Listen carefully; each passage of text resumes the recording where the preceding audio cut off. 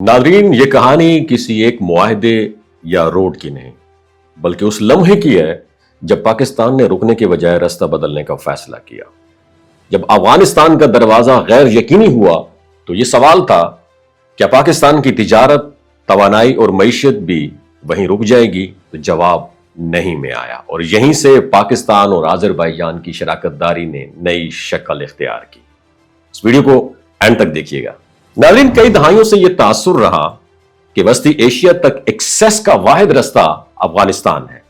जोग्राफिया भी यही बताता था और सियासत भी इसी के गिर्द घूमती रही। मगर जब जमीनी हकायक बदले, सिक्योरिटी खतरात बढ़े और लागत बेकाबू होने लगी तो पाकिस्तान ने ऑल्टरनेटिव रास्तों पर संजीदगी से गौर शुरू किया और यही वो लम्हा था जहां जज्बात के बजाय हिसाब किताब ने फैसला किया। ईरान के रास्ते तिजारत और ट्रांजिट को एक्टिव करना महज एक ऑप्शन नहीं बल्कि एक अमली जरूरत बन चुका था।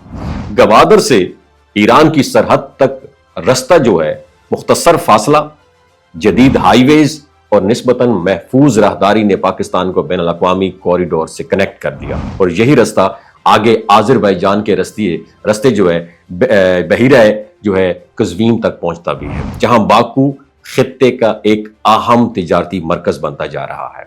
इस रूट पर खतरा बारूद का नहीं बल्कि बैंकिंग और अदायगियों और पेमेंट का था, जिसे बार्टर ट्रेड और मकामी करेंसी के तरीकों से काबिल अमल बनाया गया। यूं एक तिजारती रास्ता वजूद में आया और निस्बतन महफूज, तेज और मुआशी तौर पर मौजू भी है। अगर हालात मजीद सख्त हो तो पाकिस्तान ने एक तीसरा ऑप्शन भी जहन में रखा है जो चाइना के रास्ते वस्ती एशिया तक जाता है। यह फासला तवील जरूर है मगर हंगामी हालात में तिजारत का तसलसल बरकरार रखने के लिए यह स्ट्रेटेजी भी टेबल के ऊपर मौजूद है। इसका मतलब यह है, अब पाकिस्तान किसी एक दरवाजे पर डिपेंड नहीं कर रहा बल्कि कई मुतबादिल ऑल्टरनेटिव रास्ते तैयार कर रहा है।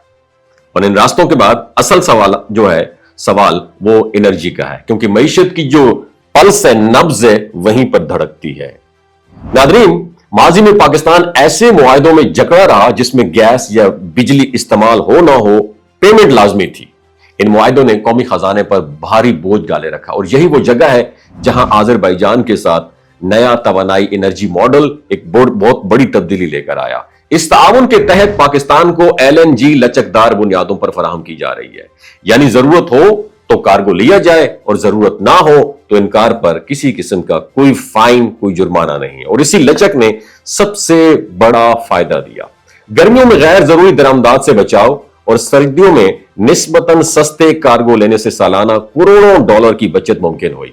ये रकम कागजी नहीं बल्कि बराह रास्त कौमी वसाइल में इजाफा है, जिसका असर तवानाई की दस्तयाबी, लोड मैनेजमेंट और अवामी रिलीफ में नजर आ रहा है। अब बात करते हैं आम पाकिस्तानी की, तो तुलबा के लिए आज़रबाईजान की जो यूनिवर्सिटीज हैं एक नई अपॉर्चुनिटीज बन रही हैं, जहां माकूल फीस, स्कॉलरशिप्स और आसान वीजा ने यूरोप के महंगे तालीमी ख्वाब का ऑल्टरनेटिव फराहम कर दिया। यहां सालाना फीस सिर्फ 2000 यूरो है और घरेलू सार्फिन के लिए गैस की बेहतर दस्तयाबी का मतलब यह है कि सर्दियों में महंगे सिलेंडरों पर डिपेंड कम हो रहा है, किसानों को तिजारती रियायतों से फायदा मिल रहा है और टूरिज्म के शौकीन अफराद के लिए एक नया जमीनी रास्ता भी खुल रहा है जो जनूबी एशिया को क्या कहता है, इन समुद्रों के साथ जोड़ता भी है, यूरोपीय समुद्रों के साथ जोड़ता है।